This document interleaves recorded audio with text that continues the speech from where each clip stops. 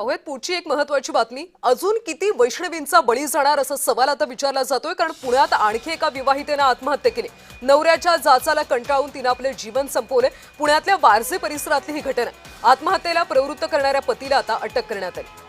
तिरुपती हुलगप्पा कुऱ्हाडे असं अटक केलेल्या आरोपी पतीचं नाव आहे, तर पूजा कुऱ्हाडे असं आत्महत्या केलेल्या विवाहित महिलेचं नाव आहे। दोघे पती पत्नी हे मूळचे कर्नाटकचे असून 8 वर्षांपूर्वी दोघांचा विवाह झाला होता। आरोपी नवऱ्याला दारूचं व्यसन असून गेल्या काही वर्षांपासून तो पत्नीला सतत मारहाण करत होता।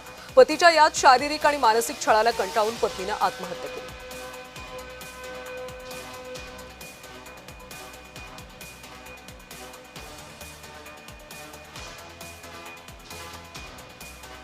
आणि या संदर्भात आपण अधिकची माहिती घेऊयात आमचे पुण्याचे प्रतिनिधी रोहन कदम यांच्याकडून।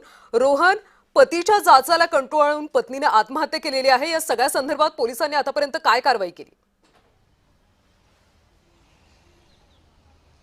खरं तर आरोपी पतीला पुणे पोलिसांनी अटक केल्याची माहिती जी आहे ती सध्याच्या घडीला मिळते। वाजेमुळा माळवाडी पोलीस स्टेशनच्या हद्दीमध्ये हा संपूर्ण प्रकार जो आहे तो घडलेला आहे। पत्नी जी आहे पूजा कुऱ्हाडे यांनी औषध पिऊन आत्महत्या केलेली आहे। पतीचा त्रास सातत्याने त्यांना होत होता। नवऱ्याला दारू पिण्याचं व्यसन होतं, म्हणजे तिरुपती कुऱ्हाडे असं या नवऱ्याचं नाव होतं। तो सातत्याने दारू पिऊन त्रास द्यायचा, मारहाण करायचा, शारीरिक मानसिक त्रास जो आहे तो सातत्याने पूजा कुऱ्हाडे यांच्यासमोर मोठ्या प्रमाणामध्ये होत होता आणि त्यामुळे त्यांनी हे संपूर्ण पाऊल जे आहे ते उचललेलं पाहायला मिळतंय। खरं तर मागील काही महिन्यांमध्ये या संपूर्ण घटना होण्याच्या संख्येमध्ये जी आहे ती मोठी अशी वाढ होताना पाहायला मिळते। कारण काल देखील अशाच पद्धतीने एका विवाहितेने वारजे भागातच जे आहे ते आत्महत्या केलेली होती। हुंड्यासाठी तिचा जीव जो आहे तो घेण्यात आलेला होता। सातत्याने पैशाची मागणी होत होती अशा प्रकारची माहिती मिळते, कारण का तिथला नवरा तिचा बाहेरच्या देशामध्ये कामासाठी होता अशी देखील माहिती मिळते। परंतु या घटना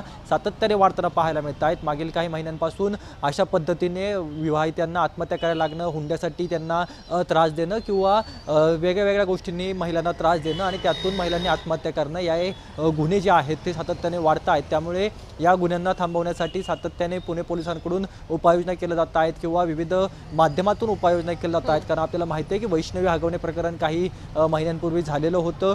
त्यामुळे अशा पद्धतीने आत्महत्यांचं प्रकरण आता थांबावं अशीच अपेक्षा आपण देखील व्यक्त करूयात। धन्यवाद माहितीसाठी।